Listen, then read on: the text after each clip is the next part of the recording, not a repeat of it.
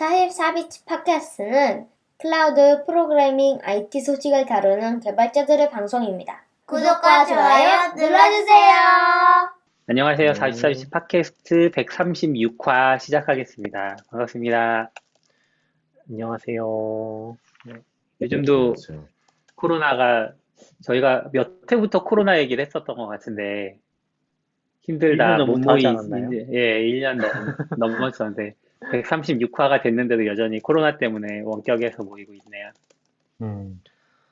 네, 요즘에 또 한동안은 모여서 했었는데 음, 지금 엄청 심해졌잖아요, 한국도.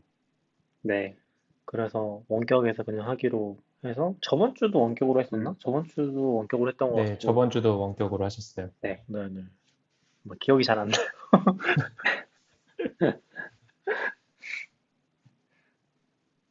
네. 네, 이번 코로나가 주에는 원래 큰 일이 두 개나 있었는데 좀 이따가 우진님 오시면은 로그4j 얘기는 같이 해보기로 하고, 다른 네. 이야기들 먼저 시작해 주시면 좋겠습니다.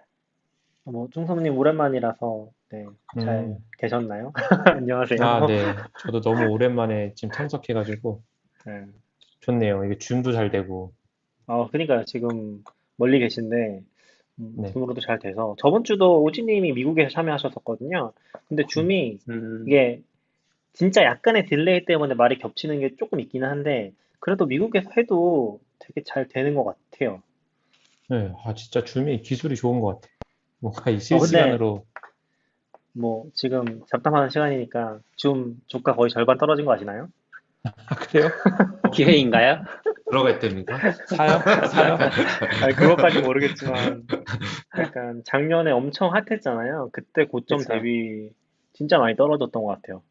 그리고 뭐 음, 그냥 요 얘기 잠깐만 해보면은 의외로 그런 주식들이 많아요. 그래서 지금 그러니까 미국의 나스닥을 보면은 제일 잘 나가는 기업들 있잖아요. 우리가 뭐라고 하지? 팡이라고도 하고 막 팬매그라고도 하고 그런 기업들은 실적이 진짜 좋거든요. 그리고 그런 기업들이 이 지수를 거의 하드캐리 하니까 계속 오르는 음, 것처럼 보이는데 근데 요 1년 사이에 떨어진 기업이 진짜 많더라고요. 약간 그 최고 수준의 기업 말고는 중간에서 떨어진 기업이 진짜 많더라고요. 그 음, 누구냐, 작년에 이제 돈나무 언니? 누구지? 그분 누구였죠? 캐시우드. 캐시우드요. 아, 캐시오드. 그분이, 돈나무 언니라니. 돈나무 언니라고 부르던데, 다들? 근데 그렇다. 그분이 투자했던 그 우리나라에서. ETF가 있는데, 그 ETF 실적을 보면은 지금 거의 뭐 1년 사이에 20%에서 80% 떨어진 그런 기업도 진짜 많아요. 그래서 혹시 눈독을 들이신다면은 괜찮을 것 같은데, 막 데이터독 이런 데는 전혀 안 떨어졌고, 오히려 많이 올랐더라고요.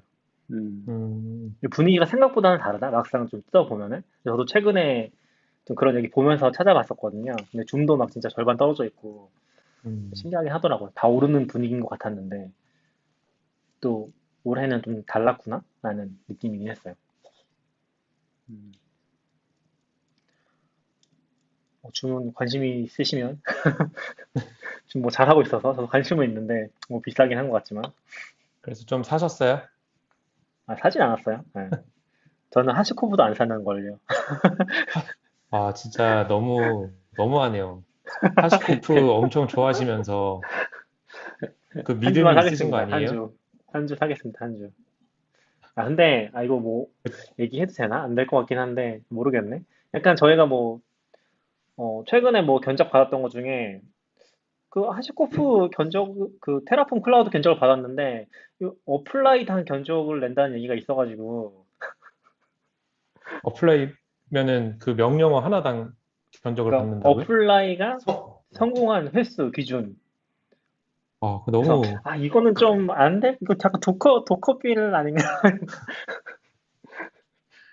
안 돼. 근데 뭐 근데 생각보다 하시코프도 잘 성장하고 있어서 신기하게 했어요. 매출도 굉장히 많이 늘고 있고. 그러게요. 저는 그 하시코프가 정말 매출이 어디서 나나 의문이기는 한데 상장까지 한 거 보면 참 대단한 것 같습니다. 저는 올해 근데, 초였나? 중순이었나? 네네. 자, 요것만 얘기할게요. 그 네. 직원이 1000명 넘는다고 해서 진짜 깜짝 놀랐었거든요. 어, 근데 의외로 많이 쓰더라고요. 전에 음, 대시코프 코리아 생겨서 그때 좀 물어봤을 때도 정확한지 기억 안 나는데 그냥 뭐 삼성, 뭐 SK 막 이런 그냥 우리 이름들은 아는 대기업에서도 뭐 볼트랑 이런 거 도입하려고 논의하고 있다고 막 이런 거 보면 음, 네, 그런 데서 그냥 그런 데서 돈이 대부분 나오지 않을까? 음, 네, 테라폼 클라우드는 돈 별로 안 될 것 같고 않을까 싶. 그러니까 쉽지 않을 것 같은데, 어떻게 될지 모르겠어요. 근데 어쨌건 뭐 근데 상장까지 했으니까 큰 고비는 넘긴 음, 건가? 너 저희, 너무 새벽까지 기다리다가 열심히 주식을 샀어요. 그냥 천천히 다음 날부터 사도 되는데 아, 나오자마자 어떻게 사보려고 막 너무 했다가 맞아, 맞아. 그게 저희도 몇 번인가 얘기했었는데, 미국은 상장을 할 때 시간이 안 정해져 있는 것 같더라고요. 음, 그 날짜만 정해져 아, 있고, 그 장 주식 중에 어느 시점부터 막 거래가 돼요. 게시할 때 이게 시작되는 게 아니에요? 네네, 아니에요. 아니 한국은 저도 그렇게 돼 그런 거 있는데, 처음 봤는데 지난주에도 좀 얘기했나? 11시에 음, 걔네가 그 벨을 누르고 쇼를 했거든요. 라이브 스트리밍 다 하고. 음, 아, 네, 아르몬이랑 미첼이랑 나와서. 음. 그, 그리고 티켓 끝났어요. 검색된다 뭐 이런 거죠? 네, 그리고 네. 티커는 뜨는데 거래 체결은 안 되는 거죠. 근데 맞아. 시장가가 80이잖아요. 근데 이게 처음 등장해서 API에 오른지 뭔지 모르겠는데 계속 보고 있으면 갑자기 이게 76으로 막 내려가요. 그러면 80으로 걸어놨는데 비싸게 사나? 그래서 76으로 바꾸고 그냥 좀 있으면 다시 또 82 갔다가 이거 왔다 갔다 아무도 체결 안 하는데 계속 좀 왔다 갔다 해요. 음, 그게 약간 공개전에 제가 거래가 생각했을 되나? 때는 거래가 되는 건 아니고 호가, 시초가를 호가? 정하기 위한 그런 것 같아요. 시초가 정하기 위해서 그 사람들이 걸어놓은 가격 보고서 예상 체결가를 잡아주는 그런 음, 컨셉일 것 같아요. 그 우리도 장 전에 그렇게 하거든요. 음, 10분 동안 이제 사람들이 주문 넣은 거 다 합쳐가지고 거래 가격 정하고 시작되거든요. 근데 그 시작 시점은 거의 뭐 새벽 2시 그쯤에 시작하신 거 아니에요? 그때 거래되신 거 아니에요? 네, 두세 시쯤 한 것 같아요. 음. 보통 미국 장이 지금은 11시인가? 한국 기준으로? 그렇게 열리거든요. 11시 반인가? 음. 시작되고도 꽤 늦게 된 것 같아요. 뭐, 그래서 서비쿠라님은 사신 건가요? 저는 아직, 저도 아직 안 샀습니다. 저도 하시코픈 너무 좋아하지만, 과연 돈을 수익 창출을 할 수 있을까? 그게 아직 의심이 좀 있어서. 너굴님은 사신 거예요? 이렇게 한 명씩 아니요, 다 저도 안 물어봐야지. 샀어요. 저는 오늘 저거 저 밤에 사- 한 주 약간 사겠습니다. 수익과 관련해서 그 얘기를 하니까 생각난 게 B2B 사이즈가 커지면은 굉장히 그러니까 순수익이 많이 나는 건가? 뭐 이런 생각들 좀 했었거든요. 이번에 리인벤트 가면서도 사실 저희가 그 해당 리셀러한테 비용을 지불하거나 아니면 비용을 지불해도 결국은 그 리셀러는 AWS에 또다시 그 비용을 낼 테니까 그렇게 보면은 마진이 크진 않을 것 같거든요. 저희 같은 음, 업체들이. 근데 그 리인벤트 비용을 서포트해주는 경우들이 있잖아요. 그러면은 저희 같은 경우에는 남는 게 없겠구나. 근데 반대로 이제 당근같이 규모가 커지면 리셀러를 지금은 뭐 다른 데를 쓰실 수도 있겠지만 리셀러를 썼을 때 거기서 나오는 마진 차익이 크니까 그 차익으로 당근 사람들을 몇 명 보내주고도 남으니까 우리 같은 사람들 껴주는 거 아닌가? 이런 생각들을 해서 하시코프도 B2B 사이드로 많이 팔니까 물론 이제 B2C도 하고 싶으니까 뭐 퍼블릭 클라우드 열고 하지만 결국은 B2B에서 수익이 많이 나니까 운영되고 있는 거 아닌가 이런 생각들이 들었어요. 미- 그렇기도 하고 미래에 대한 투자 아닐까요?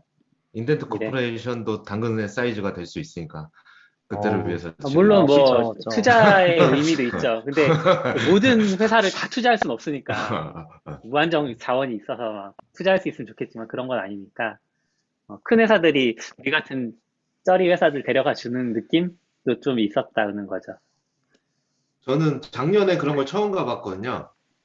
그 음, 리셀러 통해서 리인벤트는 아니고 아카마에 갔는데 저는 음, 당연히 그냥 컨퍼스만 가는 줄 알았더니 막 쇼도 보여주고 막 음, 그랜드 캐년 보여주고 막 이러더라고요. 뭐 약간 이게 접대받는 기분인 건가? 이게 뭐지? 약간 이걸 왜 다 공짜로 해주는 거지? 막 이런 기분 들었어요. 음, 그쵸. 저는 뭐 리셀러 사는 모르겠는데 최근에도 이제 뭐 트위터에 돌았던 것 중에 이런 거 있었거든요. 소비자, 배달비 비싸짐, 라이더, 배달비 동결, 식당, 수수료 비쌈, 배민, 영업이익 감소. 그래서 이제 그렇죠. 돈은 대체 어디로 갔는지 궁금하다 뭐 이런 얘기였는데 어떤 사람이 AWS에 그러네요. 냠냠하고 있다고. 아, 그러네. 저 돈 버는 데가. 그러네. 돈은 그걸 AWS가 보면서 버는 거군요. AWS 장난 아니죠. 이게 AWS는 오히려 막 고객 목표를 얘기할 때 고객의 돈을 아껴주는 걸 되게 많이 얘기하거든요. 실제로 미팅 같은 거 네네. 해보면은 그게 이제 자기네들 골이라고 얘기하는데 그럼에도 불구하고 서비스가 잘 되면 진짜 너무 많이 쓸 수밖에 없으니까 얘네는 그냥 중간에서 그 이익을 엄청 먹는 거죠. 아마 음, 안에 내부에서 효율도 엄청 장난 아닐 거고. 근데 되게 똘똘하게 잘하는 것 같아요. 보면은 S3나 이런 것도 막 가격을 계속 다운 시키잖아요. 굳이 제가 볼 땐 다운 안 시켜도 사람들이 그쵸, 그냥 그쵸. 쓸 것 같은데 그렇게 하는 음. 것 자체가 되게 그래도 그쵸. 머리를 잘 쓰는 게 아닌가 싶은 생각이 들었습니다. 그렇게 생각하면 AWS 내부 엔지니어는 뭐 하나 최적화해서 뭘 줄이면 그 비용 절감 효과가 엄청나겠네요. 장난 맞아요. 아니겠네요. 네, 전에 뭐 한 달에 100불 들인 거 99불만 줄여도 전체로 그쵸. 하면 엄청나잖아요. 맞아요, 맞아요.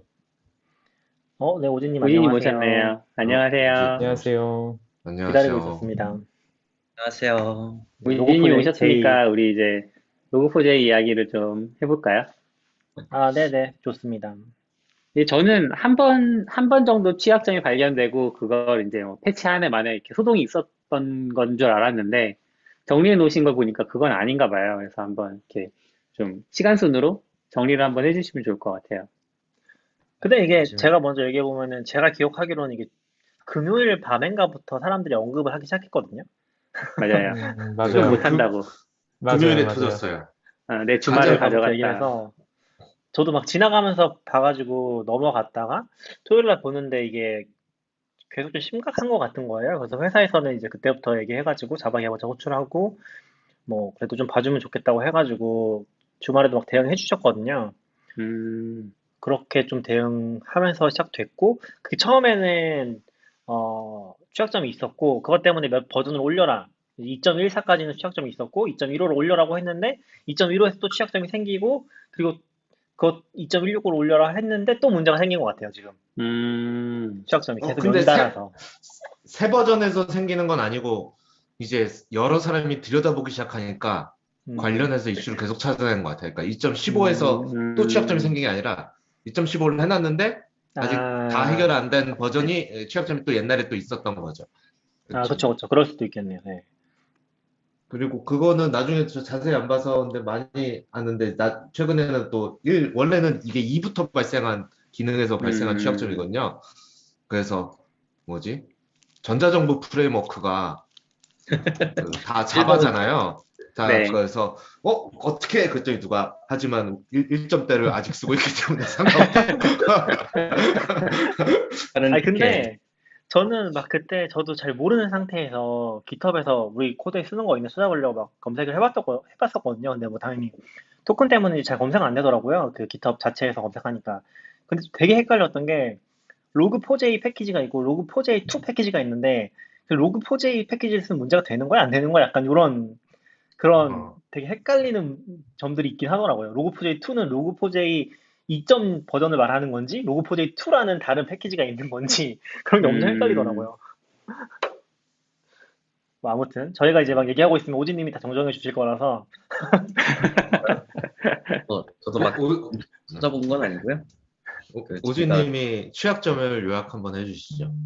네네. 일단은 기본적으로 요 취약점 같은 경우에는 저도 기억이 잘 안 나네요. 이제 포메터나 이런 것들이 있어가지고 그 포메터를 통해서 이제 저도 이제 다 잘못 이해한 걸 수도 있어요. 그래서 그 JNDI나 RMI 같은 그 룩업 기능들이 몇 가지가 있는데 요 룩업 기능을 이용해서 이제 악성 코드를 받을 수가 있는 거야. 악의적인 공격 코드를.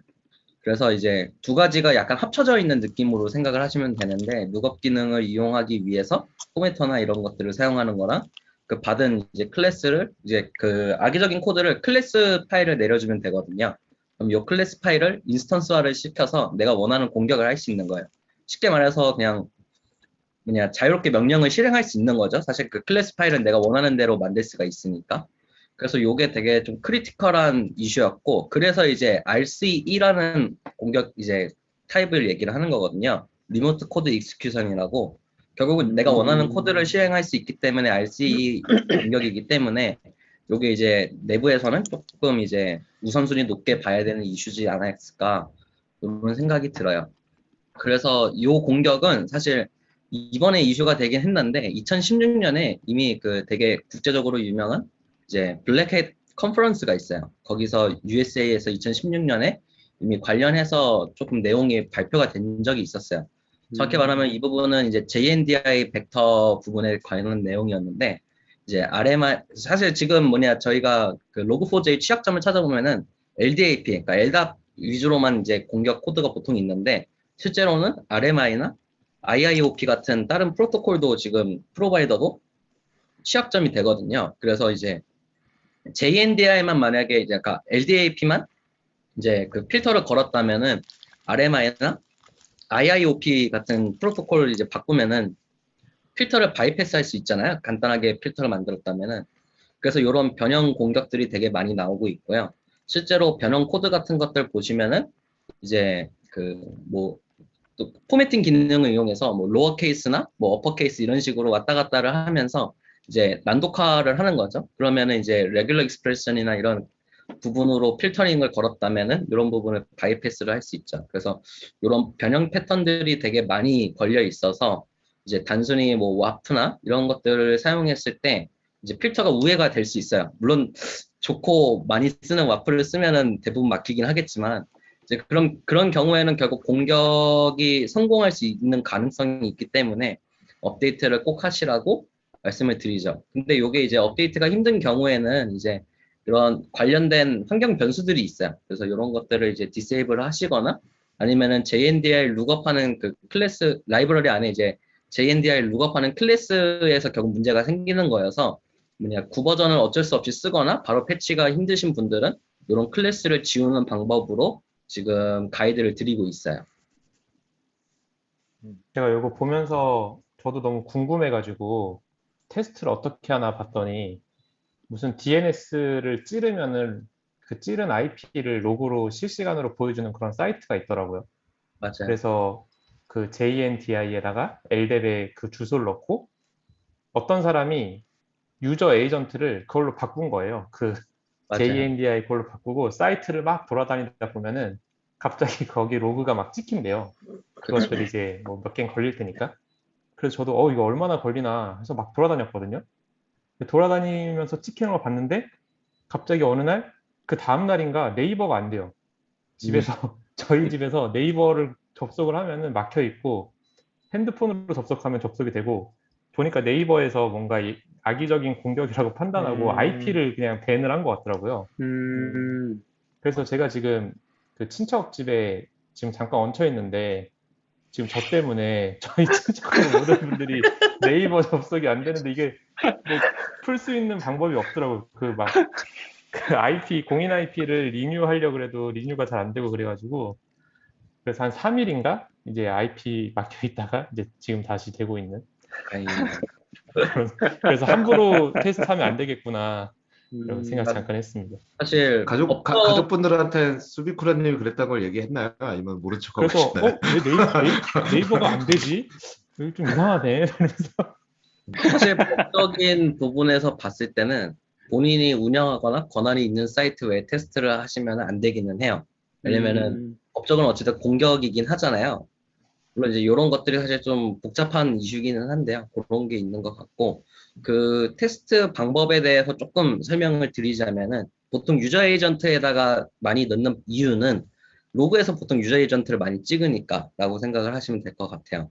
그냥 단순히 저희 엔진엑스나 아파치 로그 같은 것도 액세스 로그 보면은 이제 다 유저 에이전트는 기본으로 액세스 로그에 남잖아요. 이런 그렇죠. 것들이 있기 때문에 이제 그런 벡터를 노린 거라고 생각을 하시면 될 것 같고요.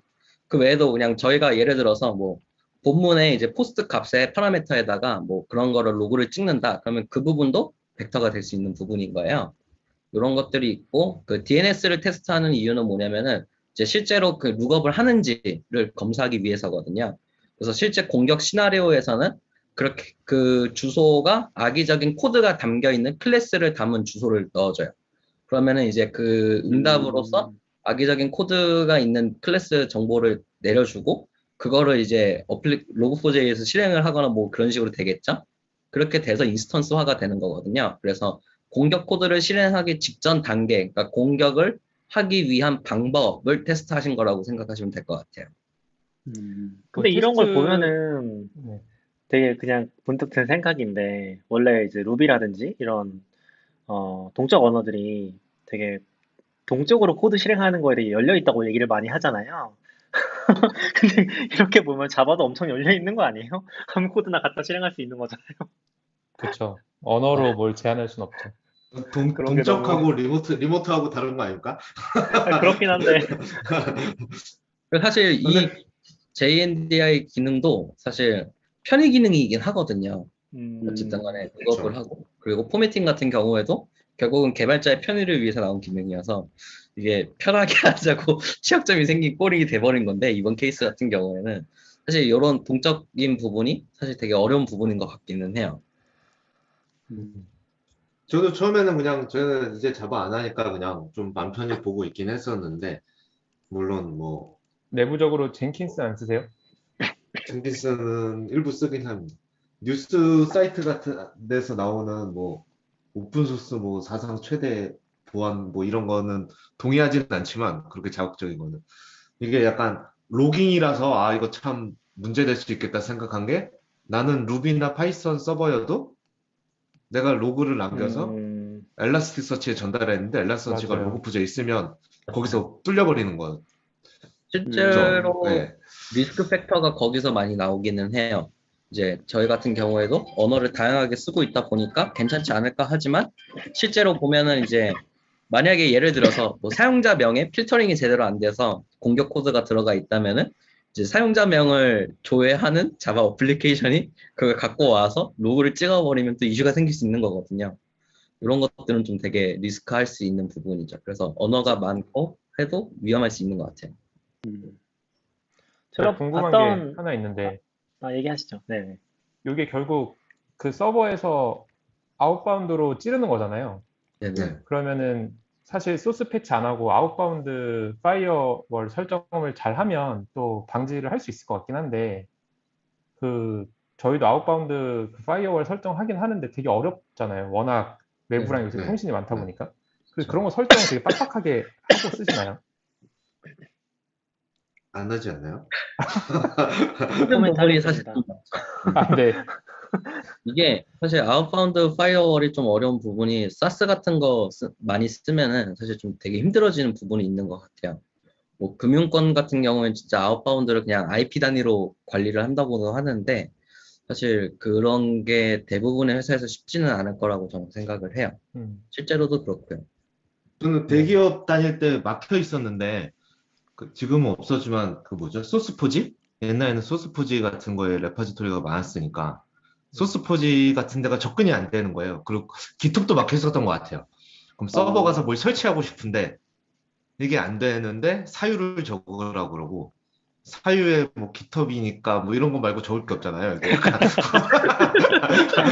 기톱은 돼야 되는 거 다운 받아야 아닐까? 되니까. 약간 기톱 뭐 npm 인스톨도 안 되고 뭐 아무것도 안 되는데 이거 뭐 어떡하라는 거지? 막 이런 사실, 느낌이 뭐, 있는데 너무 어려운 것 깃허브만 같아요. 되면은 모든 악성 코드 다 받을 수 있는 거 아닌가요?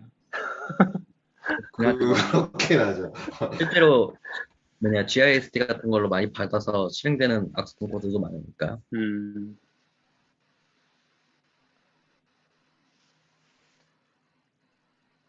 여전히 뭐 현재 진행 중인 이슈인 것 같기는 해서 혹시 뭐 회사에서 그냥 지나쳤다거나 하면은 대응을 알아보시면 좋은 것 같긴 해요. 보통 저희도 이제 뭐 내부적으로는 그 로그4j 자체를 패치하라고도 많이 얘기를 하긴 하는데 뭐 지금 오지님도 그렇고 와프도 저희 일부 도입이 되고 있는 상태고 그리고 쿠버네티스 쪽에서도 이게 환경 변수로 로그4j를 컨트롤하는 부분이 있는 것 같더라고요. 그래서 그 환경 변수를 전체를 다 주입을 했어요. 지금 저희 같은 경우는 그 문제가 발생하지 않도록 그런 식으로 좀 대응을 해보고 있어가지고 이게 뭐 완벽하게 막는 거를 보장할 수는 없긴 한데 저도 막 그때 급하게 아까 얘기했던 DNS 방식 아까 서비쿠라님 얘기했던 DNS 방식으로 막 저희 열려있는 폼에 다 넣어봤거든요. 뭐 검색창에 넣어보고 그 앱에 들어가서 그 폼에도 막 그 문자를 넣어보고 저거 차단될 수 있는데 다 해봤는데 다행히 뭐 찍히진 않더라고요. 그때 당시로서는. 물론 이제 아까 얘기해 주신 것처럼 이게 단순히 안 찍힌다고 괜찮은 게 아니라 로그에 남아있거나 DB에 저장이 되고 나면은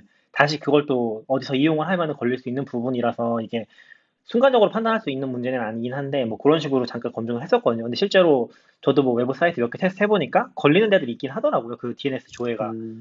그리고 이제 그거를 모아서 올려놓은 GitHub 저장소 같은 게 있었거든요. 거기 보면 다 그런 식으로 테스트 하던데 이게 굉장히 유명한 사이트들도 많았어요. 막 보면은 트위터도 있고 링크드인도 있고 막 그런 데들도 그게 지금 문제가 되는 걸로 나오긴 했었거든요. 지금은 모르겠지만 그거 정리해서 올라온 GitHub 저장소가 있었어가지고 굉장히 많은 사이트가 그런 문제를 가지고 있었던 것 같고 근데 뭐 사실 그게 조회가 된다고 실제로 악성 코드가 실행되냐 요거랑은 또 별개니까 뭐 정확한 상황은 알 수 없지만 그런 상황이 있었던 것 같아요. 뭐 그나마 다행이라면은 저도 엄청 큰 문제라고 생각은 하는데 아까 아웃사이더님이 그 최악의 거에는 동의하지 않는다고 하셨지만 근데 이제 약간 그런 건 있는 것 같아요. 이게 어차피 격리된 환경이긴 해서 지금 같은 경우는 특히 이제 컨테이너로 많이 돼 있고 그래서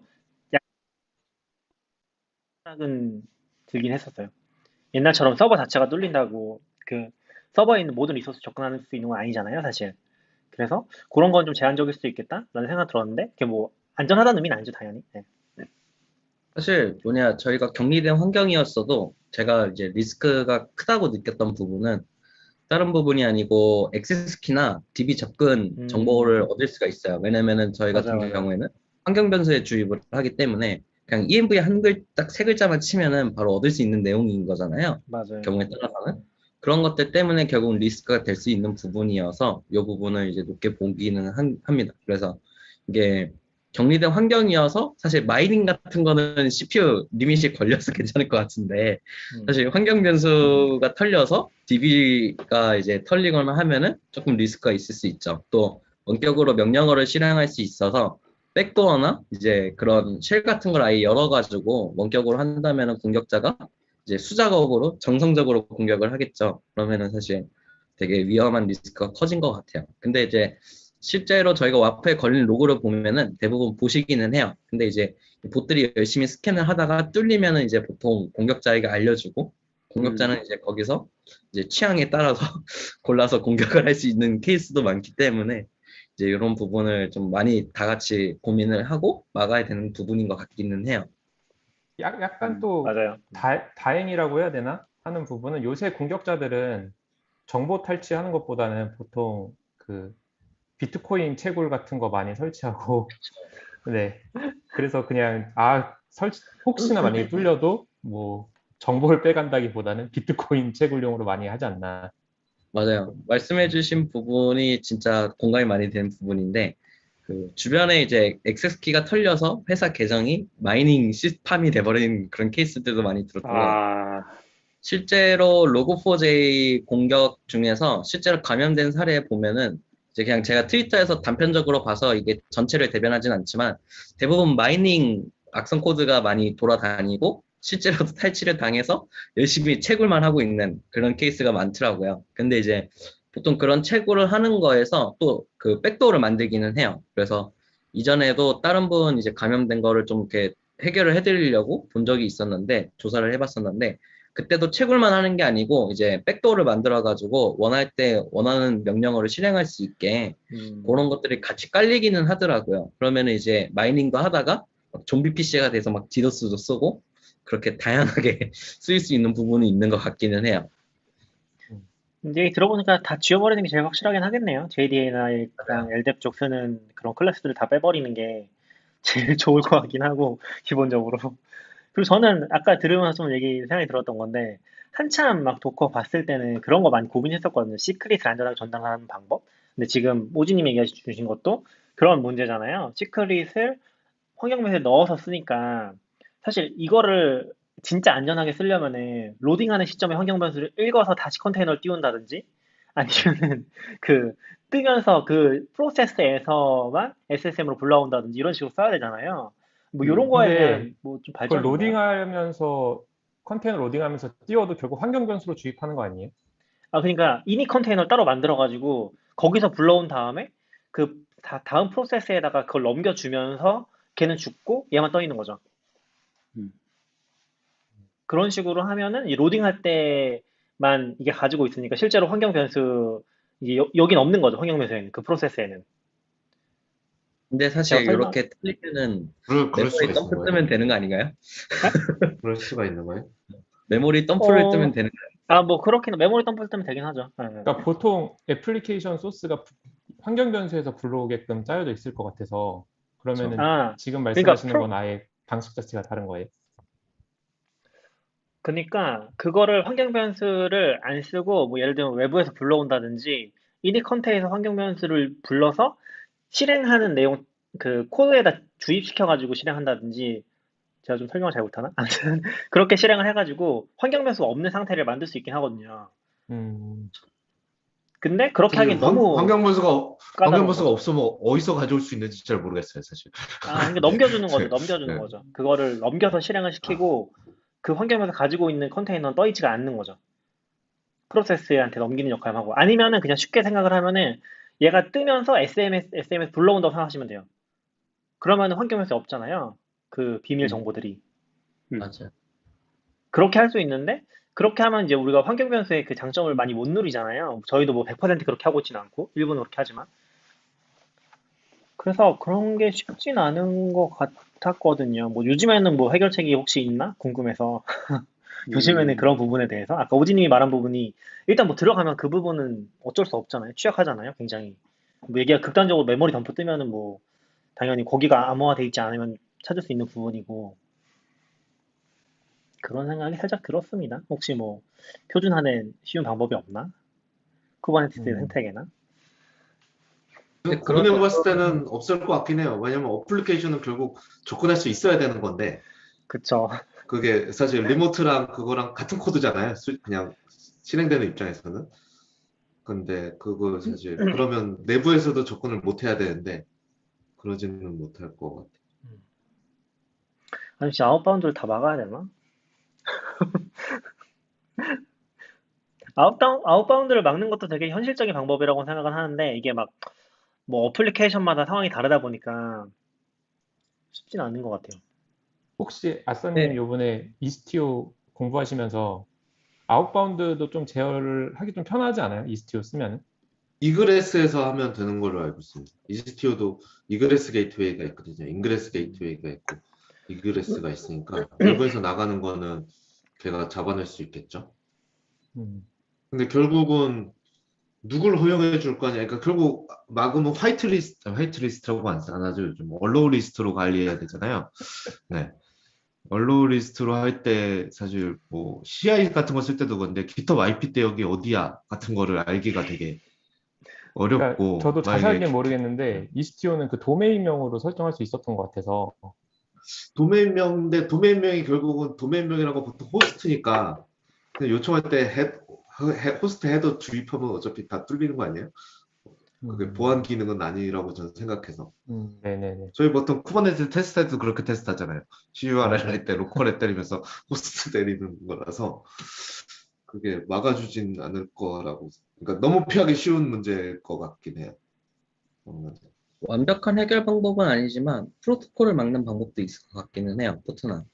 음, LDAP 같은 경우에는 636번인가 아마 그랬던 걸로 알고 있고 사실 RMI나 IIOP는 정확하게 어떻게 막을 수 있을지는 잘 모르겠네요. 랜덤 포트가 부여되는 걸로 알고 있어서 근데 뭐 LDAP도 사실 공격자 입장에서는 아마 다른 포트로 쓰지 않았을까. 맞아요. 실제로도 그 저희 와플에 걸리는 거 보면은 포트를 바꿔서 공격하는 케이스도 있더라고요. 그런 것들도 있었던 것 같고 그래서 사실 프로토콜 자체를 막으면 좋을 것 같은데 결국은 뭐냐 방화벽 같은 거를 쓰지 않으면은 프로토콜을 막기는 좀 쉽지 않은 것 같기는 해요. 그래서 저는 사실 보안 쪽은 아니라서 가끔 보안 사고 같은 거 터지면 그런 거 나오잖아요. 뭐 주민등록번호까지는 안 털렸다. 뭐 이런 거 막 나오는데 저는 그런 걸 볼 때마다 어떻게 알았지? 약간 맞아. 훔쳐갔는데 어디까지 훔쳐간 건지 어떻게 한 거지? 약간 아니면 훔쳐갈 때 로그가 다 나갔나? 내가 이런 뭐 훔쳐간 생각이 이렇게 안 적고 갔을 텐데. 그렇죠. 근데 좀 그거는 신기했어요. 약간. 그냥 DB가 털렸는데 복구가 불가능하다는 그 의미 아니에요? DB가 털렸지만 주민등록번호는 복구가 암호화가 돼 있기 때문에 케이스가 조금 넓은 것 같아요. 침해 사고가 어떻게 났는지부터 봐야 되는 것 같기는 한데, 뭐 주민번호 같은 경우에는 사실 분리보관 이런 것도 하긴 하거든요. 민간 정보 이런 거니까. 그래서 뭐 주민번호를 막 암호화해서 S3에 올리고 DB에는 그 키만 넣고 뭐 이런 것도 가끔 있긴 해서 그런 것들, 그러니까 실제로 구조가 어떻게 되어 있고 말씀해주신 것처럼 그런 것도 있어요. 패킷 항상 이제 로깅을 하고 있다가 이제 털리고 나서 침해 사고 때 녹화된 패킷을 확인해가지고 뭐 침해가 얼마 됐는지 이런 걸 보는 경우도 있고, 사실 너무 많잖아요. 침해 사고 했을 때 공격을 해서 데이터를 어떻게 갖고 온지는 뭐 아키텍처마다도 다르지만 공격자와 공격하는 회사가 어떤 거 이런 것에 따라서 너무 달라가지고, 근데 이제 대부분 DB 유출 이런 것들은 보통 로그에 많이 남는 것 같아요. DB 같은 거 또 쿼리 로그하고 그런 경우도 있었던 것 같아요. 슬로우 쿼리 로그에 통째로 덤프를 뜨니까 공격 코드가 이제 슬로우 쿼리에 막 남고 이런 경우도 있거든요. 가끔 침해 사고 대응을 하다 보면은. 그래서 이런 걸로 잡혀가지고 침해 여부를 막 알고 DBA 분이 보신 거죠. 슬로우 쿼리에 왜 통째로 덤프를 뜨지? 이런 것들. 이런 것들도 있었던 것 같아요.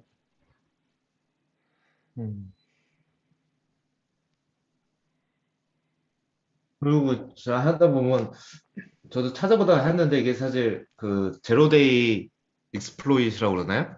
네. 네. 그러니까 패치 전에 패치 없는 상태에서 공개됐잖아요. 그래서 사실 공개된 시점에서는 할 수 있는 게 물론 그땐 다 이게 뭐 어떻게 공격이야 라고 이해하는 과정에 있었지만 사실 해결할 수도 없었잖아요. 네.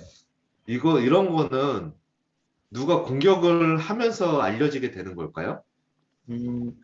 몇 가지가 있어요. 사실 그 수정을 요청해가지고 이제 그거를 잘 해주면은 또 상관이 없는 경우도 있는데. 네, 근데 그렇게 되는 경우는 보통 제로데이가 아니니까. 그렇죠. 그래서 선공개를 하는 경우가 많아요. 적극적으로 해결을 하지 않는 것 같으니까 이제 이걸 공개를 해서 네, 흔히 말하는 공론화를 해가지고 요거를 수정하게 만드는 거죠, 강제로. 너는 왜 일을 안 해? 이게 위험하다니까? 이러면서 이제 모르겠다. 여러분 이런 게 있어요. 이러면서 이제 공개를 미리 해버리는 방법들이 대부분이죠. 이런 케이스들 같은 경우에는. 그리고 이 형이 뭐 월요일 날 해주지. 그런 것들도 있어요. 이번 거는 쓰는 것들. 저도 보니까 뭐 마인크래프트에서 처음 좀 퍼지기 시작했다는 얘기도 좀 듣긴 했어가지고. 근데 그거 아니라는 얘기도 또 있던데. 마인크래프트 네. 발견했다는 거 아니라는 얘기로 했는데. 정확하게 저도 이제 그게 궁금해서 찾아봤는데요. 일단은 지금 이번에 이슈가 된 이제 CV 넘버나 이런 것들 공개 자체는 알리바바 시큐리티 팀에서 이제 계신 분이 찾으신 이슈고요. 요게 이제 그게 오픈이 되어 있는데 이제 어떤 유튜버인지는 잘 모르겠어요. 근데 이제 유튜브 영상 같은 게 이제 떠돌아다니더라고요. 그래서 그거를 이제 또 마인크래프트에서도 해보니까 된다 이런 식으로 해가지고 이슈가 확 불어나기 시작했던 거예요. 근데 이제 또 보안 전문가 분들이랑 막 이런 분들, 이거 블랙햇에서 2016년에 나온 거랑 똑같은 건데 약간 이런 또 이야기가 결국 나오는 거고요. 그래서 이슈의 시작은 사실 알리바바 시큐리티 팀인 것 같고요. 이제 요게 이슈화가 되기 시작한 건 약간 마인크래프트가 큰 것 같아요. 시큐리티 팀이 뭐 해킹을 하진 않았을 테니까 사실 추측해보면 로그포지 TV의 반응이 미온적이니까 그냥 터트려 버리거나 아니면 어떤 이유로 공개를 하게 된다 보니. 보통 이제 대기업 보안팀 같은 경우에는 이제 R&D 팀이 따로 있긴 하거든요. 그래서 요런 이제 가끔 이제 몇몇 대기업 가면은 막 리눅스 커널 개발자도 막 데려와서 일을 하고 가시잖아요. 컨트리뷰터도 하고 그런 것처럼 이제 업무도 하면서 그런 CV 같은 걸 계속 지속적으로 찾는 분들이 계셔요. 그래서 그런 분들이 이제 이렇게 여러 가지 리서치를 하시다가 이런 이슈를 찾은 거 아닌가라는 생각이 들어요. 근데 말씀하신 대로 보통 그런 사람들은 다 또 업계에 대한 도덕심 같은 게 있어서 공개 안 하고 다 이렇게 미리 대부분은 하고 그게 해결되고 하면 이제 그때 공개하고 버그 바운티 같은 것도 큰 것들은 다 그런 식으로 해결하더라고요. 맞아요. 내부에서 다 수정한 다음에 다 끝나고 나면 나 여기서 얼마 받았어 라고 자랑하고 이런. 근데 실제로 요 화가 많이 제로데이 나셨나? 실제로 요 제로데이가 근데 나오기 전에 그 클라우드 플레이어 측에서 그 공개가 되기 전에 이미 사용됐던 흔적이 있었다고 했어요. 6일 전인가 7일 전에. 그래서 그런 것들 보면은 이미 뭐 블랙햇에서도 이미 2016년에 나왔던 이슈니까 조금씩 쓰이지 않았나. 실제로 제로데이 공격 같은 경우에 저희가 모르는 제로데이 공격들이 생각보다 많거든요.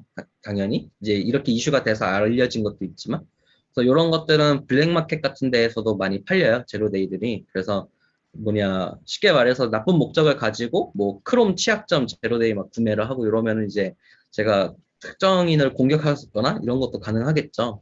그래서 이런 것들도 있어서 아마 더 이슈를 만들고 이러지 않았을까 싶기도 해요. 사실 그렇게 보면 뭐 사실 뭐 아무도 모르는 정보라는 건 보통 없으니까 그렇죠. 그쪽 세계에서는 수년간 잘 쓰고 있었는데 네. 이번에 들켜가지고 그럴 수도 있겠네요.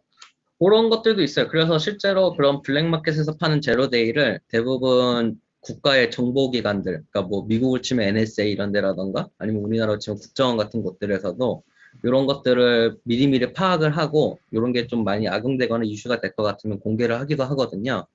그래서 대부분 정보기관들은 그런 블랙마켓을 보면서 제로데이 자체에 대한 조사를 하고 DVR을 한다고 들었어요. 오, 근데 블랙마켓.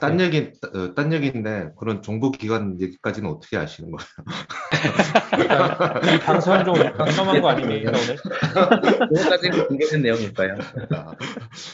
근데 저는 이게 조금 재미있었던 포인트가 사실 저런 문자열이 폼에서는 안 걸리거든요.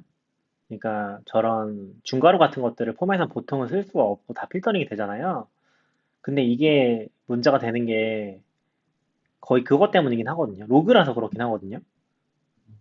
그러니까 저 문자열이 로그로 넘어가면서 문제가 돼버리는 거라서 그런 포인트도 좀 재밌었던 것 같아요. 그러니까 저게 웹에서 저런 폼을 넣는다고 해서 저 문자열이 그대로 넘어가진 않잖아요. 우리가 대부분은 이제 필터링이 걸려서 저런 게 다 빠지고 넘어가는데 이번에 문제가 된 거는 그거를 로깅을 그대로 하면서 그 코드가 이제 실행될 수 있는 여지가 생겼다는 거. 그런 게 좀 재밌는 포인트가 같긴 하더라고요. 그 서버가 근데 받는 문자는 저게 아닐 거거든요. 근데 로깅은 저걸 받는 거죠, 그대로. 이런 서버가 것도 받는 문자열도 이거 아니에요? 아, 그러니까 어떤 근데 형태의 전달을 따라 서버에서 다를 수 있는. 파라미터를 처리를 할 때는 저런 이제 필터링이 중괄호 같은 것들을 처리해버리는 거죠. 우리가 뭐 레일전 같은 데서 그 변수로 파람수 같은 걸 받아오면은 저 문자열이 필터링 되고 들어오는 걸로 알고 있거든요.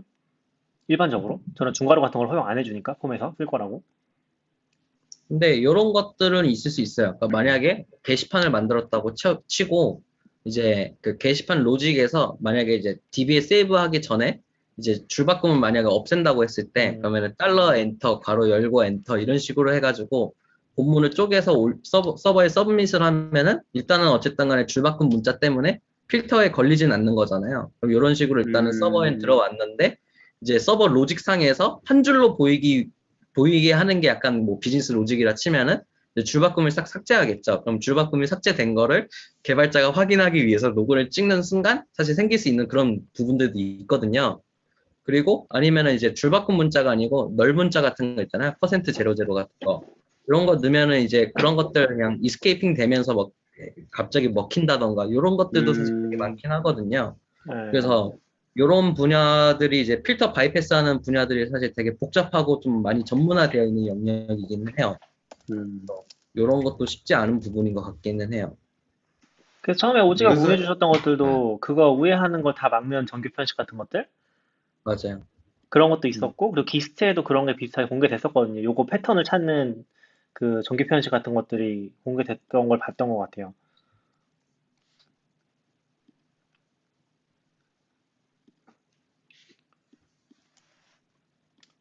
아무튼. 이슈마다 이스케이핑 처리하고 다 막 해주고 해야 되는데 참 어려운 것 같긴 해요. 약간 깃허브 같은 데서 하면 깃허브에는 다 저런 거 올릴 거잖아요. 사람들이 이슈나 이런 거에 그러면 보안은 잘 막으면서 그게 실행은 안 되게 다 처리를 해야 되는데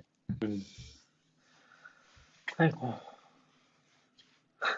그 정상 사용을 하다가 이제 악의적인 접근이 될 수 있는 거잖아요. 저 코드를 알려주기 위해 그렇죠. 그 서버에 다 남으면서 이제 로깅이 되고. 실제로 저는 많이 차단당했죠. 그런 거 알려주다가. 어, 이제 막 그런 이제 사실 POC 코드 같은 것들을 이제 저 같은 경우는 이제 보안 쪽에 이제 관심이 많고 막 이제 보안 하시는 분들이 많아서 이제 가끔 막 여기 사이트나 뭐 이런 데서 간단하게 얘기하다가 이제 필터에 걸려가지고 어플에 걸려서 갑자기 차단을 당하고 그래서 막 그 고객센터나 이런 데 연락을 하면은 공격을 했다라는 오해를 받고 그래서 아니 그게 아니라니까요. 본문을 보세요. 본문을 이러면서 그럼 이제 그때서야 막 풀어주는 경우도 있었고, 실제로 필터에 걸려가지고, 막 사이트 차단, 저도 이제 네이버 한번 차단당한 적이 있었고, 막 그래서, 그랬던 것 같아요. 호지는 화이트 해커신 걸로 믿겠습니다. 착하게 사는 사람입니다. 아, 근데 뭐 저도 뭐 이쪽 분야에 어쩜 전문성이 크진 않아서 뭐 얘기 들으면 되게 좋은 것 같아요. 뭐 실제로 뭐 깊게 얘기해 본 적은 없어서 저는 보안에 전문성이 있는 건 아니라서 오지가 그런 거 많이 아셔서 네, 되게 잘 들었습니다. 아, 뭐 또 관련해서 얘기하실 거 있으신가요? 무급호주에 관련해서? 저는 없는 것 같아요. 더 궁금하신 거 저도 없습니다.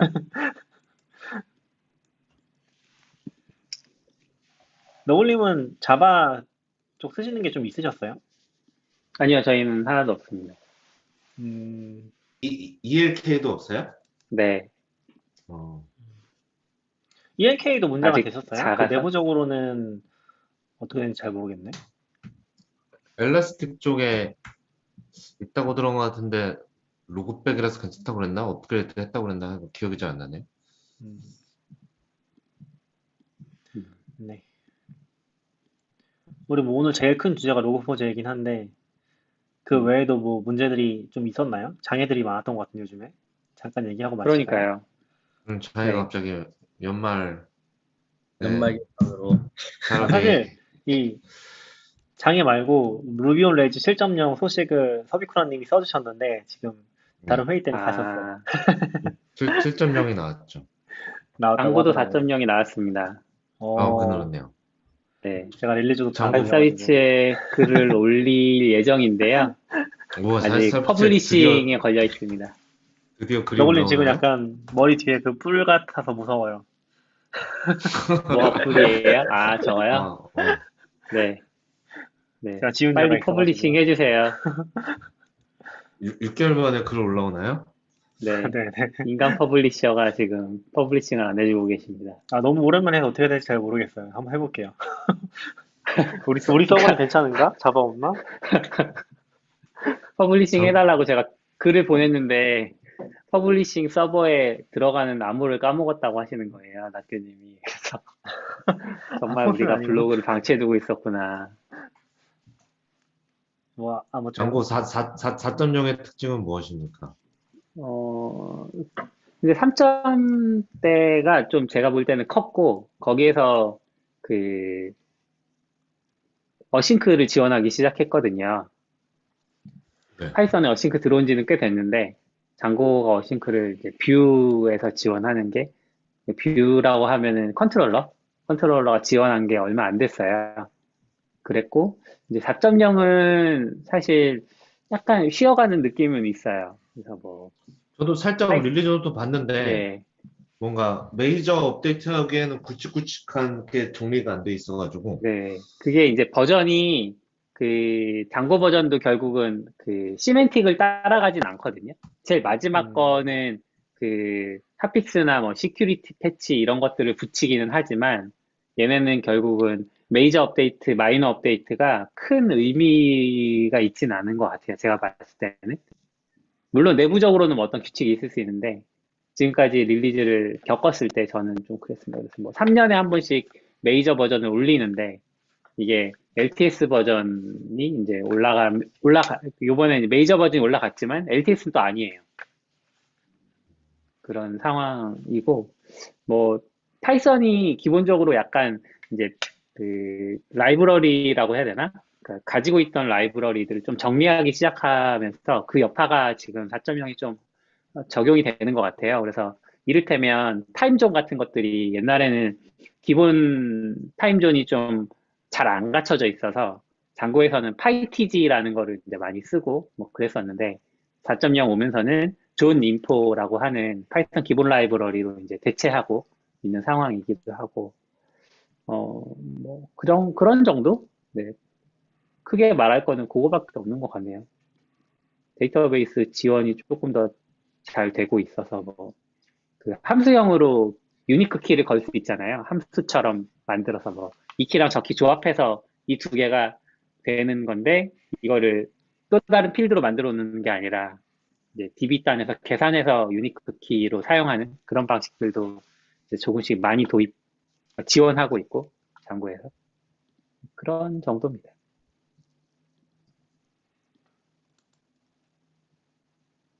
루비는 어떤가요?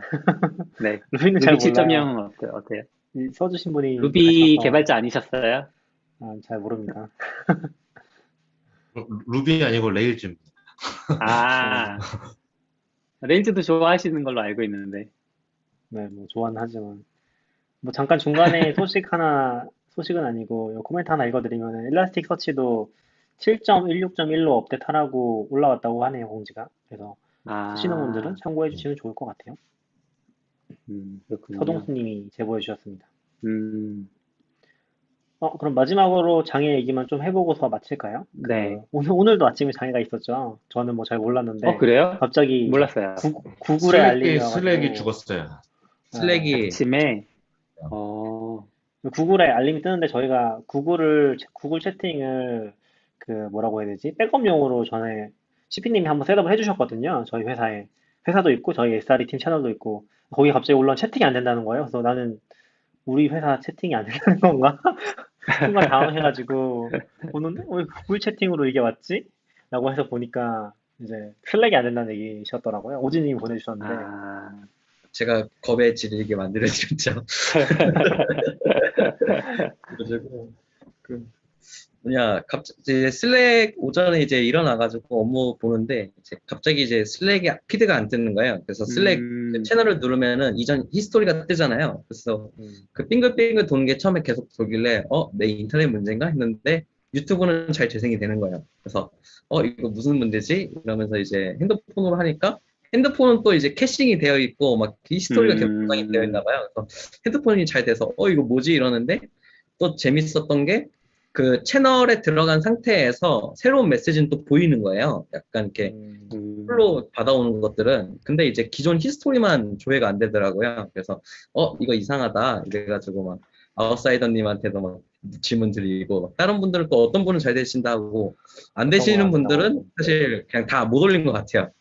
저도 이제 막 패닉에 빠져서 삥삥 도니까 그래도 사실 채팅을 보낼 수는 있었거든요. 근데 저는 막 보낼 수 없는 것처럼 그냥 생각을 한 건지 저도 패닉에 빠져가지고 이제 저희 구글 밋 가가지고 막 채팅을 하다가 혹시나 해가지고 API를 찍어 보니까 API에서 에러가 내려오더라고요. 그래가지고 장애가 났구나라고 생각을 하게 됐고 그러면서 동시에 이제 슬랙 스태츄 페이지가 업데이트가 돼가지고 장애가 난 거를 알게 되었네요. 슬랙은 그래도 스테이터스 페이지를 빨리 업데이트 해주나 봐요. 맞아요. 빨리까지는 아니고 이번에 AWS 장애도 나오고 해서 저도 헷갈렸는데 여기 승우님이 채팅에 다운 디텍터 얘기해 주셨는데 맞아요. 이런 앱이 있어요? 전 외부로만 알고 있었는데 이번에 보니까 앱도 있더라고요. 그래서 깔아놨어요. 저런 류의 것들이 많은데 스테이트 페이스가 보통 느리잖아요. 그쵸. 그러니까 트위터나 이런 소셜에서 뭐 슬랙 안 돼 이렇게 하는 거를 다 긁어다가 그게 많으면 얘 죽었는데 라고 표시를 해주는 거거든요. 근데 생각보다 엄청 정확한 것 같아요. 예전에 우리나라에 지진 경보가 제대로 안 됐을 때 트위터 보고 지진인 듯 뭐 이런 거 막 크롤링해서 했던 그 기억이 나네요. 그거랑 똑같은 원리인 거죠. 그래서 뭐 페이스북 뭐 이런 거 다 해서 그걸 딱 해보면 이제 누가 괜찮고 누가 이상한지를 대충 알 수 있거든요. 네. 그럼 저거는 트위터가 장애 나오면 제대로 동작 안 하는 거 아니에요? 한 대도 하지 않을까요?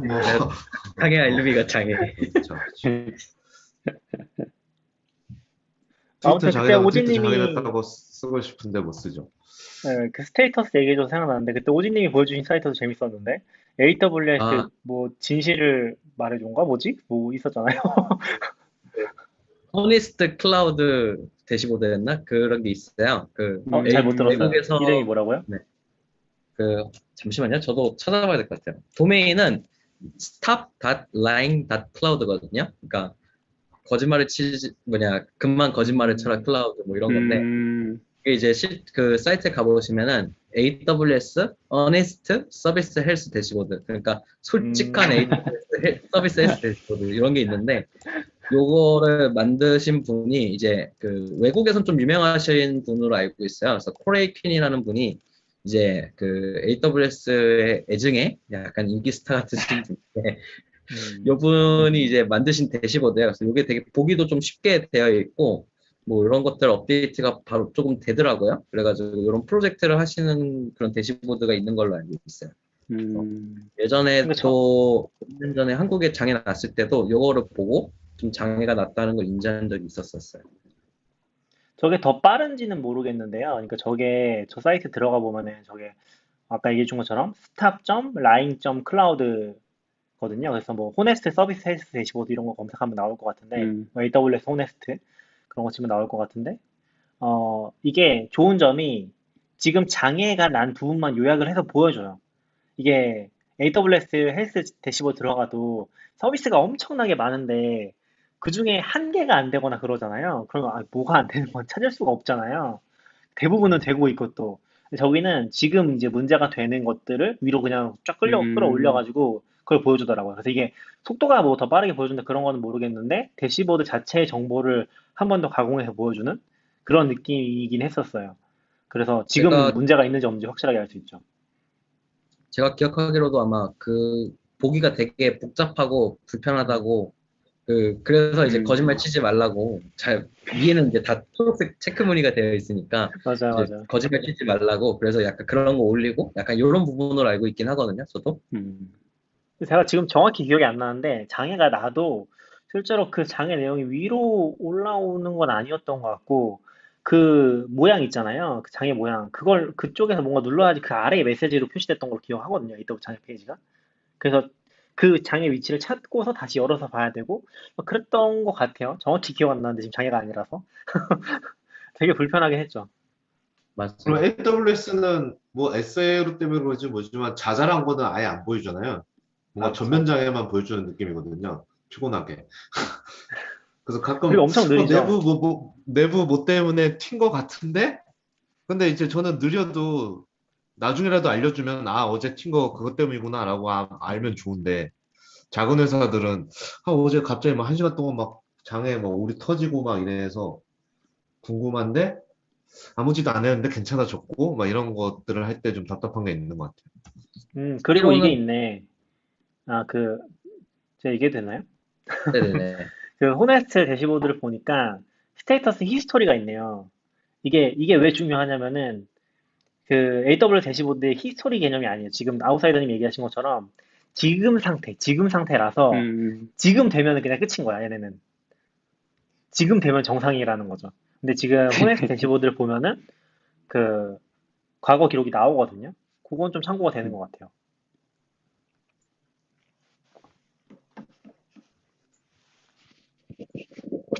이렇게 그러면은 로고 가져다 이렇게 똑같이 만들면 뭐라고 안 하나?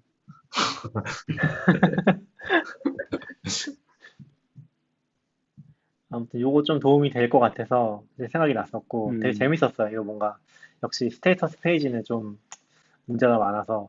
근데 저는 기억에 남는 게 그 GitHub도 장애 알림을 받을 수가 있거든요. 여기도 지금 RSS가 있어요.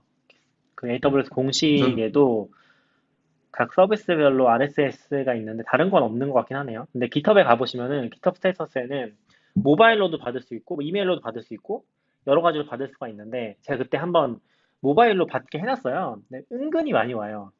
은근히 자주 뭐 다운된 것 같다 이런 게 많이 오거든요. 그렇게 실시간으로 그, 받아보면. 그래서 네. RSS로 받으면 의외로 많이 올 수도 있어요. 사람일 그럴 수도 뿐이지. 있어요. 저는 GitHub은 SMS로 봤거든요. 아, 근데 많이 진짜 오잖아요. 말기대로 엄청 자주 와요. 그러니까 저는 장애인지 아예 모르고 있는데도 불구하고 여기는 네. 계속 야 지금 뭐 이상해 왜 뭐가 지연되고 아, 있어 뭐 워커 이상해 막 이런 게 계속 와고 해결됐다고. 그래서 저는 며칠 받다가 꺼버렸어요. 그러면 처음에 좀 일단 받아봐야지 계속 했는데 받아보고 있어요. 너무 많이 오더라고요. 생각보다. 음, 근데 저는 스테이터스 뭐 페이지는 항상 참. 그렇게 하지만 AWS도 이번에 북미만 문제가 생긴 거잖아요. 북미의 커넥션, 북미 서부, 웨스트 쪽에 커넥티비티 이슈가 있었던 것 같은데, 그게 언제 장애 얘기하시는 거예요? 어제 거 말씀하시는 거예요? 그 어제였나요? 어제밖에 안 됐나? 이번 며칠 전? 주였던 것 같은데? 네, 네네네. 며칠 전에. 커넥티비티 이슈 났어요. 새벽 우리나라 시간으로 하신 것 같아요. 어젠가 IAM 그랬던 것 콘솔 같아요. 안 되고 막 그랬던 거 말씀하시는 거죠? 예, 예, 예, 예. 그렇게 했는데, 그 다운 디텍터 같은 데 가면, 진짜 거의 모든 서비스가 다 빨간불이 쫙 켜져 음, 있거든요. 네, 뭐 트위치부터 해서 진짜 뭐 사실 뭐 되는 게 인터넷 마비된 수준 그런 거 그런 걸 보면 와 이게 AWS 의존도가 심각하구나라는 거랑 그 이번 장애 말고 저번 장애 때그 AWS 장애 또 났었었잖아요.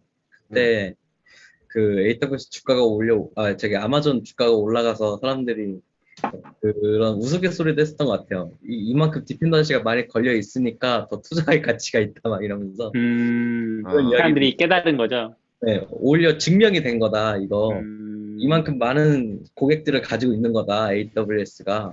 그러니까 우리는 아마존 주식을 사야 된다. 약간 우스갯소리로 그런 이야기가 있었거든요. 실제로도 아, 막 장애가 났을 때 장애가 나고 얼마 음, 안 지나서 주가가 조금 올랐더라고요. 뭐 크게는 아닌 것 같지만 그래가지고 그런 이야기도 있었어요.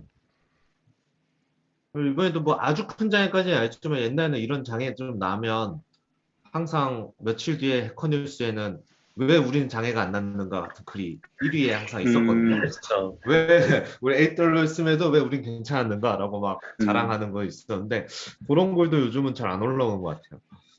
이제 그냥 그냥 써 이런 분위기일까요? 쟤도 안 되니까 우리도 안 될 수 있지. 그래서 다 같이, 포기해. 다 같이 안 되면 다행이라니까요. 다 같이 안 되면 괜찮아. 그 약간 운영하는 입장에서 약간 안심될 때 있잖아요. 나만 죽은 게 아니라 다 죽었어 이러면 그리고 뭐 개인적으로는 네이버 실검이 없어져서 정말 좋다고 생각을 합니다. 네. 음, 왜냐면 서비스 규모가 커지면 이제 장애가 나면은 실제로 실검이 올라가거든요. 근데 실검이 올라가면은 더 부하가 심해져가지고 더 힘들거든요. 다 이제 불구경 오나요? 저기 불났대 그러니까 다 구경 오는 거잖아요.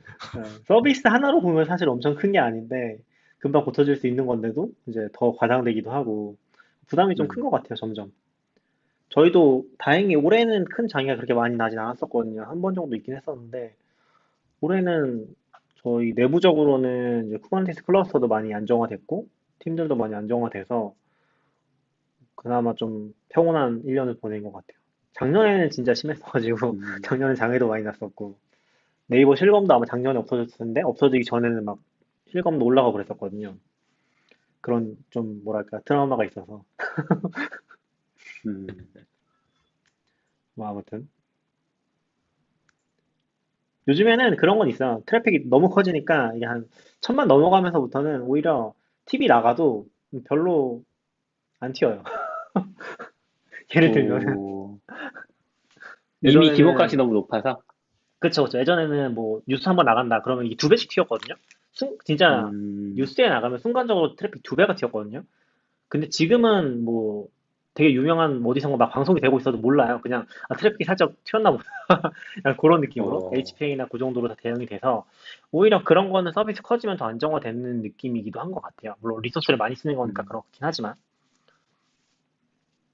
그런 부분도 생기긴 하더라고요. 좋은 부작용인가? 아무튼 그렇기도 하고 사실 딱 뭐 비교는 할 수 없지만 이 서버 대수가 많으니까 그 뭐죠? 쿠베가 리커버리 해주는 게 저희의 이렇게 해결해주지 않나? 같은 생각을 가끔 하는 것 같아요. 음, 걔가 잠깐 없었으면 내가 끊겼는데 밤에 자동으로 네. 해준다는 거죠? 그러니까 저희가 쿠버네티스를 쓰니까 쿠버네티스 이제 서버 죽으면 자동으로 띄워주고 막 이런 것도 있잖아요. 음, 걔가 없었으면 밤에 훨씬 많이 내가 연락을 받고 일어났을 것 같은데 그냥 알아서 맞아요. 죽었다 살았다 어. 하니까 그냥 모르는 거죠. 사실 죽었는지도 별로 추적 관심도 없고 심하게 죽었을 때만 저는 만약에 그게 이게 엄청 다 중요하다고 EC2나 생각하는데, 네. 서버였으면 안 됐겠지 같은 상상이 좀 되는 것 같아요. 저는 그게 엄청 중요하다고 생각하는 게 약간 이상적인 환경이 저는 불가능하다고 생각하는 쪽에 가깝긴 하거든요. 그러니까 서버 안 되면 재실행하면 되지, 일단. 약간 그런 쪽에 가까워서 도커의 어떤 철학이나 이제 쿠버네티스의 탄력성 같은 거 진짜 좋아하긴 하거든요. 근데 그거를 믿지 못하면 엄청 힘들어지는 거죠. 저희도 사실 새벽에 뭐 상시 대응을 하진 않거든요. 그게 뭐 좀 빈틈이긴 한데 앞으로도 좀 어떻게 할지 고민인 부분이긴 한데 다행히 뭐 새벽에 더 문제가 되거나 그런 건 특히 없었던 것 같아요. 원래는 새벽 시간에 배치작 같은 것들을 많이 돌려가지고 문제가 됐었는데 지금은 그런 부분에 대한 책임도 많이 넘어가서 뭐 새벽에 갑자기 막 서버가 다운된다든지 그런 거는 거의 없긴 하거든요. 옛날에는 배치작 같은 거 뭐 잘못 돌면은 서버 새벽에 이제 죽어버리거나 하는 케이스도 있긴 했었어서 최근에 그런 건 진짜 많이 덜어진 것 같아요. 특히 뭐 DB팀도 새로 생겼고 어제 저희 얘기긴 합니다. 뭐 아무튼 근데 뭐 아까 아웃사이더님 얘기하신 것처럼 연말인데 장애가 많이 나네요. 다들 이제 좀 그러네요. 결산 긴장감이 아닐까요? 풀렸나. 그렇죠. 다들 이제 쉬러 갈 생각에 뭐 특히 잘은 모르는데 잘은 모르는데 미국이나 이제 유럽 같은 데는 뭐 여름이나 연말 때 진짜 막 한두 달씩도 많이 쉰다고 해서 그런 거 여파도 있으려나? 뭐 싶기도 하고 잘 모르겠네요. 음. 장애는 아무튼 참 어려운 것 같아요. 아, 그리고 오늘도 그랬는데 슬랙이 죽으면 약간 체감적으로는 그러니까 작업하는 입장에서 훨씬 답답함이 느껴진 것 같아요. 약간 AWS 죽으면 그래도 뭐 다 같이 얘기하면서 왜 죽었을까요? 이런 얘기 좀 외로움이 덜한데 슬랙이 죽으면 이건 지금 무슨 상황 갑자기 그러니까 뭔가 앞이 안 보이는 느낌 같은 어떻게 해야 되지? 막 이런 아니면 지금 슬랙이 죽었을 때 AWS가 죽으면 어떻게 해야 되지? 이런 생각을 항상 슬랙이 죽었을 때 그런 생각한 것 같아요. 개발자들은 트위터로 가는 것 같고, 비개발자들은 카카오톡으로 가는 것 같고. 그렇게 하는데 이제 노티 같은 것도 다 슬랙에 있으니까요. 그러니까 아, 그쵸, 맞아요. 그때 서버 장애 정말 운 나쁘게 두 개 동시에 터져버리면 아, 네, 아무것도 못 하잖아요. 약간 그러네요. 패닉 오더라고요. 무섭더라고요, 진짜. 진짜 노티를 못 받으면 어쩌지? 이러면서 사실 저희 장애가 아니고 저희 슬랙 장애 났을 때 그 이야기를 하긴 했거든요. 노티를 이중화를 해야 되나? 이러면서.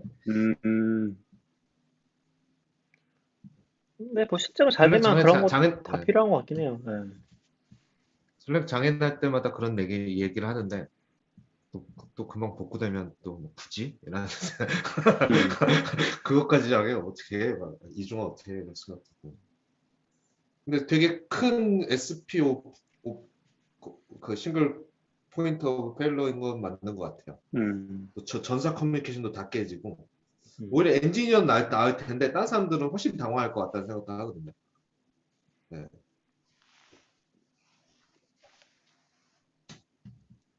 저는 많이 무서웠어요. 예, 안 그래도 자가격리 중인데 아, 아마 얘기할 사람이 없으니까 뭔가 좀 공포스럽더라고요. 약간 둠스데이를 체험하는 느낌이었어요. 막 오지가 오지님 언제 무서웠다니까 끝나세요? 좀 다행이네. 저는 그렇게 이제 들으니까 네. 격리 1일입니다. 오디는 아. 둠스데이를 위해서 인터넷이랑 UPS랑 다 준비했는데 슬랙 장애를 대처하지 못하고 드는 생각이 약간 그게 무섭더라고요. 나는 괜찮은데 디스코드라도 하나 파야 되나? 아니 저는 그 노티 이중화. 아현 장애 때 더 심했다니까요. 아현 장애 때. 음. 그때는 진짜 뭐 슬랙 장애랑은 비교가 안 되죠. 진짜 전쟁이 났나 그랬었으니까. 근데 오지님이 이번에 무서웠다고 할 정도면은 오지님처럼 준비를 해도 안 되는구나. 오진님 저희가- 다리 운동 많이 해두세요. 격리할 때. 저희가 막 온콜 이런 거 안 하다 보니까 또 전화로 소통하거나 이러지 않다 보니까 아, 진짜 슬랙만 쓰니까 더 무섭긴 하더라고요. 그래서 음, 처음에 슬랙 장애났을 때 전체 메일로 슬랙 장애났나요? 라고 보낼까? 이 고민까지 했었어요, 처음에. 그랬다 아니면은 어쩌지? 이러면서 약간 길어지면 그럴 수 있죠. 그래야 될 수 있죠.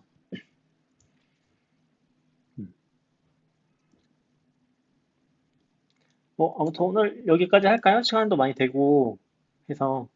그리고 마지막으로 네. 이제 뭐 듣고 계시는 분들 있으면은 또 홍보 하나 해보면은 저희 당근마켓에서 조만간 자바를 메인으로 해서 코틀린이랑 자바를 메인으로 해서 서버 미드업 진행하거든요. 제가 또 지금 또 그 준비 오. 도와드리러 갈 거라서 네, 그 페스타에 음. 보시면은 페스타에서 당근마켓 검색하시면 나올 거예요. 그래서 관심 있으신 분들은 또 같이 들어주시면은 좋을 것 같습니다. 네. 그리고 막간을 사용해서 저도- 지금 한 16명 듣고 계시길래 막간을 사용 홍보해 보았습니다. 저도 하나 사입 네. 서비스도 팬들이 많으니까 지금 16명 듣고 있습니다. 나중에 또 들으시겠죠. 원래 본질은 팟캐스트잖아요. 팟캐스트의 간격은 항상 이 정도인가요? 간격이요? 팟캐스트와 간격? 유튜브의 지금 차이가 지금 엄청 벌어져 있잖아요. 그래요? 그런 건 아니고요. 아니, 그런 건 저는 아니고 팟캐스트로 그냥- 열심히 듣는 편인데 요즘 간격이 너무 멀어서 내가 나온 음. 건지도 모르고 듣다가 알게 돼. 이거 내가 나온 거야? 약간 저희가 중간에 뭐라고 해야 되지? 번아웃이라고 해야 되나? 원래는 제가 이제 편집해서 계속 올리고 있다가 좀 놓치기 시작하면서 계속 밀렸었고, 그러다 이제 CP님이 지금 봐주시고 계신데 그래도 많이 밀려 있긴 하거든요. 그래서 조금 어떻게 해볼까 고민을 하고 있어요. 제가 다시 좀 CP님도 힘드신 것 같아서 다시 좀 빠르게 편집해서 올릴까? 원래는 약간 그게 있었거든요. 이것도 코로나 때문에 좀 깨진 거긴 한데, 원래는 제가 녹음을 하고서 집에 들어가면서 한번 쭉 들으면서 링크 정리 싹 하고서, 그리고서 이제 올리니까 그래도 한 3, 4일이면은 항상 올렸었거든요. 그 패턴이 깨지니까 이게 내가 들을 일이 없는 거죠. 내가 이제 들을 시간이 확보가 좀 애매해지니까 밀리다가 CP님이 가져가셨고, 약간 그런 이제 악순환이 살짝 반복되는 것 같아서 조금 더 속도 올려볼게요. 내년에는 그런 좀 게 있더라고요. 출퇴근을 안 하게 되니까 출퇴근에 하던 게가 없어졌는데 그렇다고 그 시간이 어디 가는지 잘 모르겠어요. 약간. 그 시간을 제가 뭐 딴 건 되게 생산적인 걸 하지 않는데 그냥 그걸 못 하게만 되더라고요. 이렇게. 맞아요. 이 루틴이 많이 깨져 있어서 그런 걸 좀 살려보려고 이제 저도 뭐 한동안은 올해 초 때 좀 많이 힘들었어가지고 루틴이 좀 많이 깨졌고 요즘에 또 다시 어떻게 살려볼까 좀 고민을 하고 있긴 해요. 뭐 다른 분들 얘기한 건 아닌데 그래서 좀 더 속도를 올려보겠습니다. 한번. 또 같이 화이팅! 자주 나오시죠? 아웃사이더님도 그렇고 오지님도 그렇고 요즘에 또 오지님 많이 와주셔서 좋은 것 같아요. 네, 좋아요. 너무 또 재밌는 것 새로운 같아요. 주제 많이 얘기할 수 있어서 CP님 맨날 얘기하거든요. 저희끼리 얘기하면 이제 재미없다고. 음. 고였어. 올해는 마지막 방송이겠네요? 그래요? 아닌가? 그러네. 다음 주 주에- 크리스마스라서 다다음 모르겠네요. 주에 할 수 있나? 뭐 기회 되면 한 번 더 하시고 안 되면은 뭐 다음 내년에 뵙는 걸로. 그럼 지금 인사해야 되는 건가요? 네. 네. 다들 올해 마무리 잘 하시고 어쩌면 내년에 뵙겠습니다. 네. 수고하셨습니다. 고맙습니다. 들어주셔서 감사합니다.